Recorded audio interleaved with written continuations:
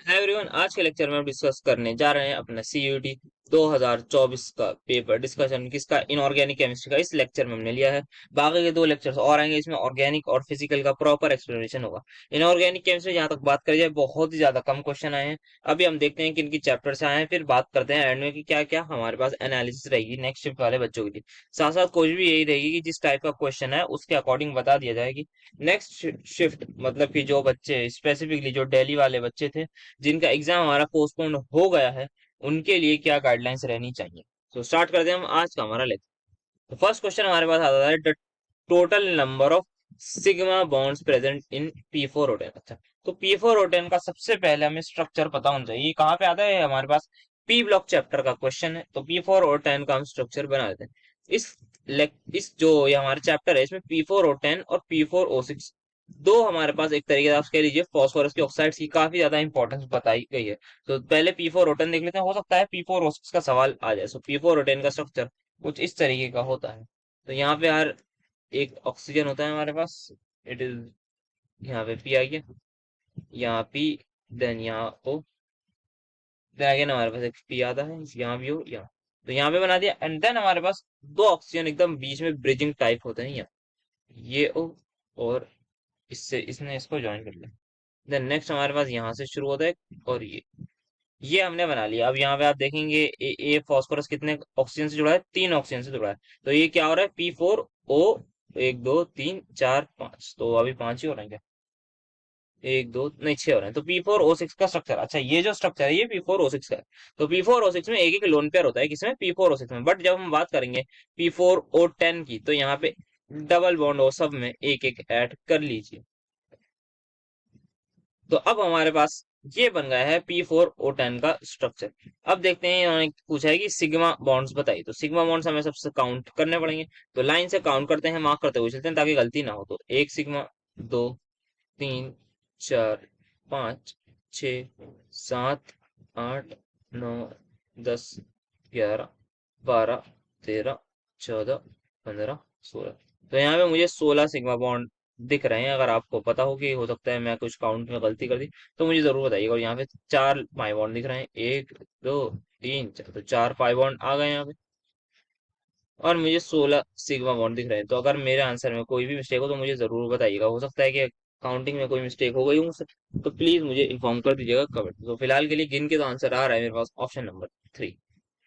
बाकी नेक्स्ट वाले बच्चे ध्यान रखें, P4O6 का स्ट्रक्चर हो सकता है उससे कोई सवाल आ जाए। हो सकता है इस बार पूछ लें पाई बॉन्ड कितने हैं। तो P4O6 में तो पाई बॉन्ड कोई भी नहीं है हमारे पास। सिग्मा बॉन्ड कितने थे वो हमने देख लिया। तो सिग्मा बॉन्ड आप 4 कम कर लीजिएगा तो 12 सिग्मा बॉन्ड हो जाएंगे उसमें, इस हिसाब से। तो बाकी आप एक बार काउंट करके आंसर मैच जरूर करिएगा। तो बढ़ते हैं नेक्स्ट क्वेश्चन की तरफ। नेक्स्ट हमारे पास आता है एक बेहतरीन कंट्रोवर्शियल क्वेश्चन। ये कहता है कि इलेक्ट्रोलिसिस ऑफ एल्यूमिनिया। अच्छा, एल्यूमिनिया क्या होती है? सबसे पहले एल्यूमिनिया इज Al2O3। इसकी जब इलेक्ट्रोलिसिस हो रही होती है तो हमें एल्यूमिनियम मेटल निकालेंगे। ऑब्वियस सी बात है, जिस मेटल की इलेक्ट्रोलिसिस होगी वही हमारे, जिस मेटल की ऑक्साइड की इलेक्ट्रोलिसिस होगी वही हमें चाहिए होगा, हमें मेटल। ठीक है। अब यहाँ पे इन्होंने यूज ऑफ, हम क्रायोलाइट ऐड करते हैं। तो सबसे पहले क्रायोलाइट होता क्या है? तो क्रायोलाइट जो हम ऐड करते हैं, सबसे पहले क्रायोलाइट के साथ एक और चीज ऐड करते हैं जिसको हम कहते हैं फ्लोरोस्पार। तो फ्लोरोस्पार और क्रायोलाइट हम दोनों ऐड करते हैं। Al2O3 से हमें किसमें जाना है? एल्यूमिनियम में जाना है। ठीक है।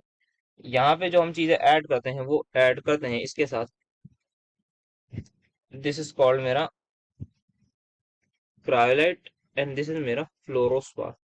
तो ये दो चीजें साथ में ऐड, अच्छा CF2 आएगा, सॉरी, यहाँ पे तो ये दोनों चीजें ऐड करते हैं। ये दोनों चीजें क्यों ऐड करते हैं?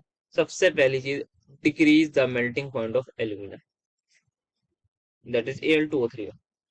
दूसरा पॉइंट जो होता है साथ में, ये क्या आयन दिख रहा है आपको? ये Na+ आयन होगा, AlF6 3- आयन होगा, कैल्शियम आयन होगा, देन फ्लोराइड आयन होगा। तो दूसरी चीज ये करते हैं, increase the conductivity of solution. तो यहाँ पे इंक्रीज कर देता है हमारा कंडक्टिविटी। तो ये दो काम होते हैं। अब जैसे ही आप ऑप्शन में देखेंगे, दोनों ऑप्शन मौजूद है। Lower the melting point of aluminium, बिल्कुल सही। डिसॉल्व द एल्यूमिनियम, नहीं नहीं, डिसॉल्व की तो कोई सच बात नहीं होती। रिमूव इम्प्योरिटीज की भी इतनी कोई बात नहीं होती। Increase the electrical conductivity, yes बिल्कुल सही। तो दो ऑप्शन अब यहाँ पे मैच कर रहे हैं। अब यहाँ पे मेरे हिसाब से कॉन्ट्रोवर्शियल जब भी वगैरह था, इसमें यहाँ पे दो आंसर आ रहे हैं हमारे पास, और दोनों ही एकदम सही है। एक तो ऑप्शन 1 भी हमारा सही है, परफेक्ट एकदम। और हमारे पास ऑप्शन 4 भी हमारे पास सही है। तो लेट्स सी क्या एंटी आंसर कर दिया या फिर ये क्वेश्चन बोनस में था, या मे भी हो सकता है मुझसे थोड़ी बहुत मिस्टेक हो रही हो, मेरे पास डेटा में थोड़ी बहुत कमी, बट फिलहाल के लिए मेरे हिसाब से यही आंसर होगा। तो देखते हैं हम नेक्स्ट क्वेश्चन, फिर आगे बात करते हैं। Next, the oxidation state of copper in this complex. अच्छा, कॉम्प्लेक्स में लिख देता हूँ पहले। ये कॉपर है, ये मेरे पास इथाइलिन डायमीन 3, देन यहाँ पे ये डब्बा, देन ये, एंड सिंपली मेरा ये बहुत सीधा सा क्वेश्चन है। या तो एक्स वाले फॉर्मूले से जाइए या फिर डायरेक्ट, बेटर ये रहेगा, मतलब ऐसे क्वेश्चन को कभी कभी कंफ्यूजन हो जाती है, तो मैं कहूँगा एनायन कैटायन में अलग से तोड़ लीजिए। यहाँ पे 3+ आएगा, प्लस SO4 2-, ठीक है। अब इसकी निकालनी है ऑक्सीडेशन स्टेट, निकाल लेते हैं, क्योंकि ये थोड़ा छोटा हो गया ना क्वेश्चन। देखिए यहाँ 2 भी था, पहले ये था, इतना लेंथी हो जाता, there is a great chance की गलती ज्यादा हो जाती, बट यहाँ पे अब गलती नहीं होगी। तो इथाइलिन डायमीन का कॉन्ट्रीब्यूशन, चल सबसे पहले अब कर लेते हैं एक्स वाले से भी चाहें तो। एक्स प्लस 3 EN है, इथाइलिन डायमीन का कॉन्ट्रीब्यूशन 0 था, क्यों? क्योंकि भाई न्यूट्रल लिगेंड है, इज इक्वल्स टू प्लस, तो एक्स की वैल्यू आ गई प्लस से। तो यहाँ से सिंपली इक्वेशन भी बहुत ज्यादा सीधी सीधी बन रही है, आसान सी। और यहाँ पे जो आंसर आया वो भी इतनी जल्दी आ गया, वरना फिर यहाँ पे हम बनाते तो यहाँ पे इसको एक्स लेते, +3 × 0 0, फिर इसको मैं 2x करता, फिर +3 × -2 करता, फिर is equal to 0। So that is a bit lengthy method, और थोड़ा हो सकता है कुछ ना कुछ कैलकुलेशन में अगर गलती हो जाए तो, बट बेटर रहेगा कि ऐसे आयंस में तोड़ के आराम से अपने आंसर को निकालने। कोबाल्ट की ऑक्सीडेशन स्टेट आ गई +3, तो हमारा आंसर हो जाएगा ऑप्शन नंबर ए।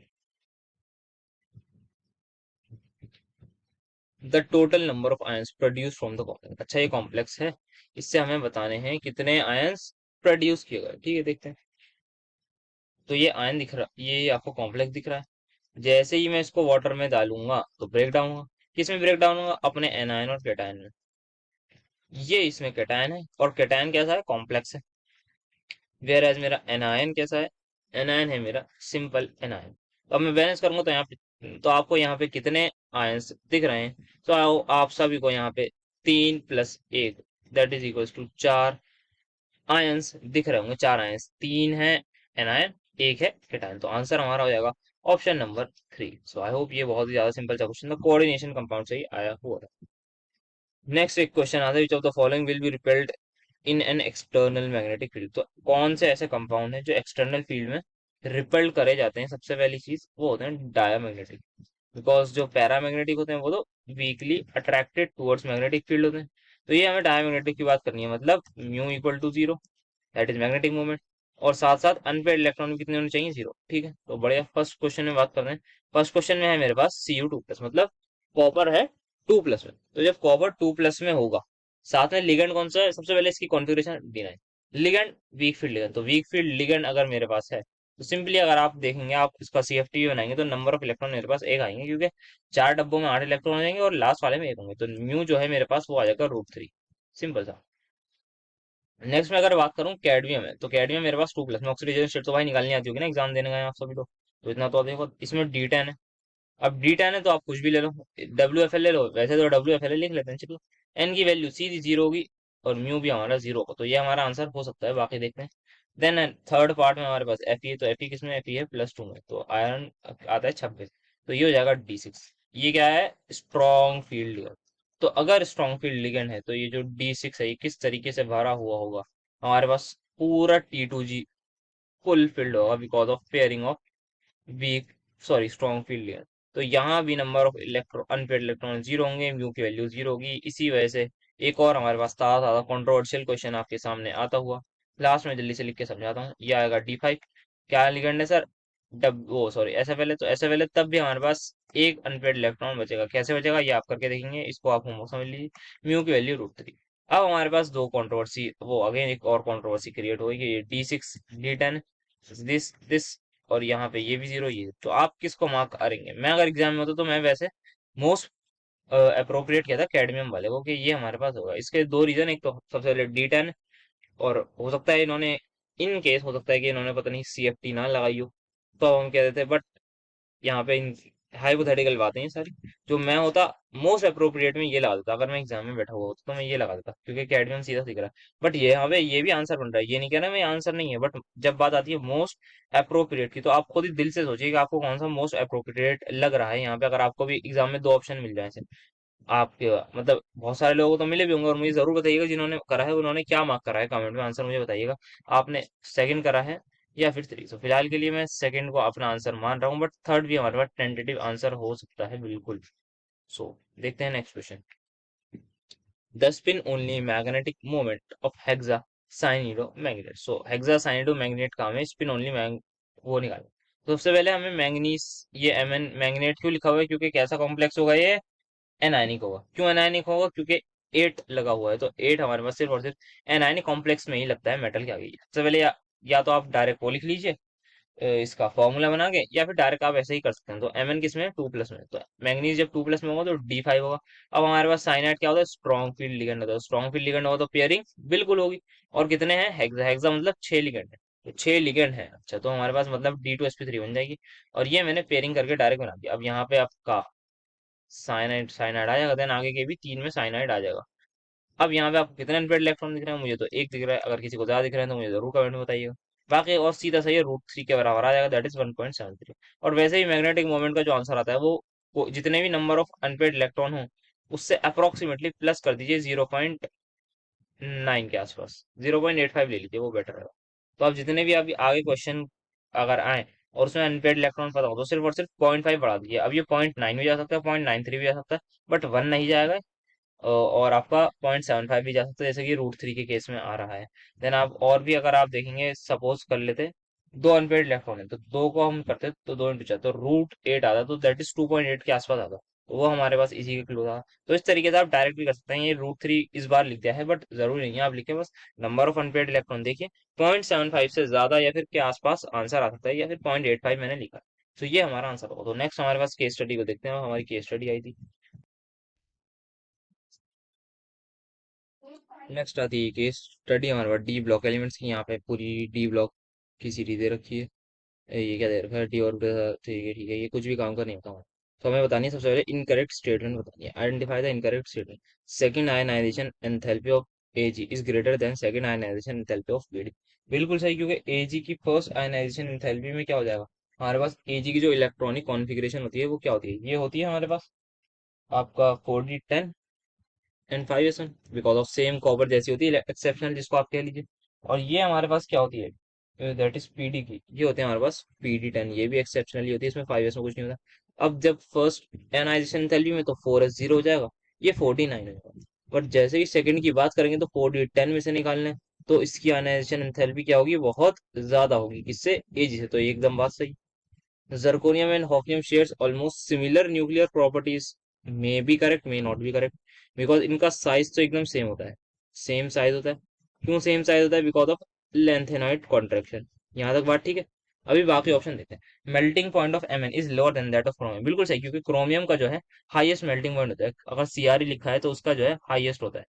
सो यहाँ पे मैं लिख देता हूँ, क्रोमियम का हाईएस्ट मेल्टिंग पॉइंट होता है इन इट सीरीज। उसका रीजन भी होता है क्योंकि इसके बाद 6 अनपेड इलेक्ट्रॉन होता है। Next, interstitial compounds are non stoichiometric. Interstitial compound जो है वो नॉन स्टोचियोमेट्रिक, बिल्कुल सही बात है। ये मेरे हिसाब से एनसीईआरटी की एग्जैक्ट लाइन है। एंड आगे लिखा है कि नाइदर आयनिक नॉर कोवलेंट, ये भी एकदम सही बात है कि ये ना ही आयनिक होते हैं नॉर कोवलेंट होते हैं इन नेचर। सो ये भी सही बात है, तो हमारे पास ये भी सही है, ऑलमोस्ट ये भी सही है, ये सही है। तो मुझे टेंटेटिव आंसर यही लग रहा है। बाकी मुझे आप लोग इसका आंसर जरूर कमेंट करिएगा कि क्या हो सकता है, मैं कहाँ पे गलती कर रहा हूँ, ये मुझे जरूर जानना है। नेक्स्ट देखें तो हमारे पास आयनाइजेशन एंथैल्पी का ऑर्डर आता है, देन कलर पूछ रहा है। तो यहाँ पे क्या है, सबसे पहले वाई डू एक्टिनोइड्स एग्जिबिट्स कितने थे, कितने, अच्छा लास्ट दो ही थे, जस्ट। नेक्स्ट बताना है correct order of ionization energy. So ये कैसे बताएंगे आयनाइजेशन एनर्जी का ऑर्डर। तो मैंगनीज है हमारे पास, तो सेकंड का बताना है, देन क्रोमियम, देन वेनेडियम। इसकी मैं अगर Mn+ की लिख रहा हूँ क्योंकि फर्स्ट वाले की लिख देना है, तो ये मेरे पास आएगी 3d6, 3d6 नहीं, 3d5, 4s1, ये आएगी आपकी, ये 3d5 होगी क्योंकि ये एक्सेप्शनल थी। देन वेनेडियम की स्कैंडियम टाइटेनियम वेनेडियम, तो 3d3 और 4s1, ठीक है, ये मेरे पास कॉन्फ़िगरेशंस आ रहे हैं। अब यहाँ पे आप देख लीजिए कौन सा स्टेबल है। सर ये हमारे पास स्टेबल दिख रहा है क्रोमियम। क्यों स्टेबल है, बिकॉज ऑलरेडी हाफ फिल्ड है, तो ये हमारे पास क्या है, स्टेबल है। तो इसकी जो आयनाइजेशन एनर्जी होगी वो हाईएस्ट होगी।